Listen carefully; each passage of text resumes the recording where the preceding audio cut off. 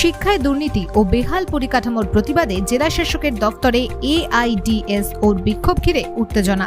পুলিশের ব্যারিকেড ভেঙে দফতরে ঢোকার চেষ্টা, পুলিশের সাথে ধাক্কাধাক্কি।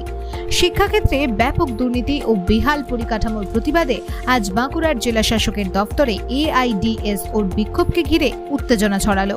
এদিন মিছিল করে এআইডিএসও জেলা শাসকের দফতরে ঢোকার চেষ্টা করলো পুলিশ ব্যারিকেড তৈরি করে মিছিল আটকায়।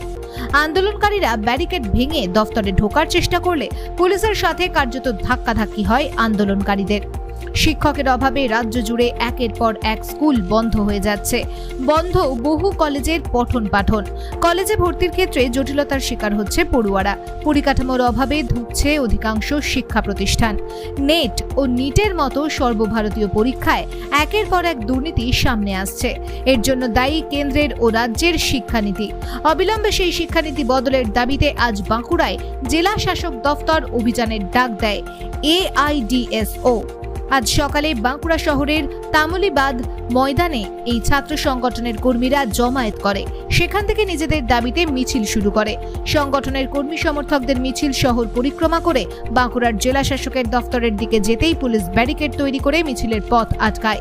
ব্যারিকেড ভেঙে এআইডিএসও কর্মীরা জেলা শাসকের দফতরের দিকে এগোনোর চেষ্টা করলে পুলিশের সঙ্গে কার্যত ধাক্কাধাক্কি শুরু হয় এআইডিএসও কর্মীদের। পরে সেখানেই বিক্ষোভ দেখাতে শুরু করেন কর্মীরা।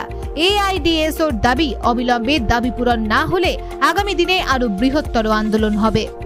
রাজ্য সরকারের শিক্ষা নীতিতে বিপর্যস্ত এই রাজ্যের এবং সারা দেশের শিক্ষা ব্যবস্থা।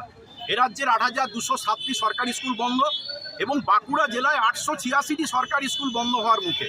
এই যে সরকারি স্কুল বন্ধের যে চক্রান্ত, এবং আমরা লক্ষ্য করছি দীর্ঘদিন স্কুলে শিক্ষক নিয়োগ হয়নি, স্কুলে অসংখ্য শিক্ষক পদ শূন্য পদ পড়ে সেখানে নিয়োগ হচ্ছে না।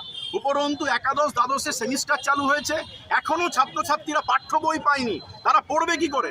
উচ্চ শিক্ষা সংসদ বলছে পিডিএফ ডাউনলোড করে পড়তে, এবং এদের পরীক্ষা হবে সেপ্টেম্বর মাসে।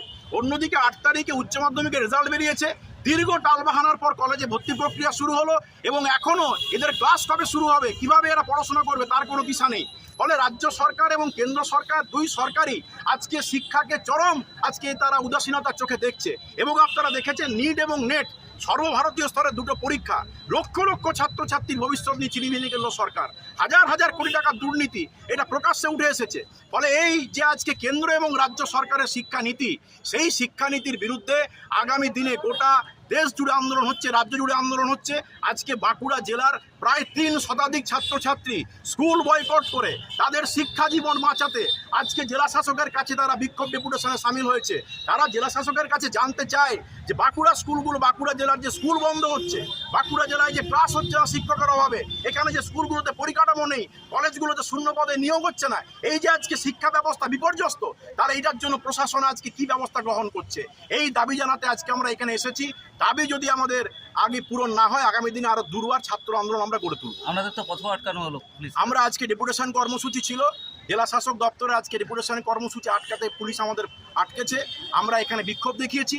আমরা বলতে চাই যে আগামী দিনে যদি দাবি না মানে, তার আগামী দিনে আমরা বৃহত্তর আন্দোলন করব, প্রয়োজনে ডিএম অফিস আমরা ঘেরাও করব।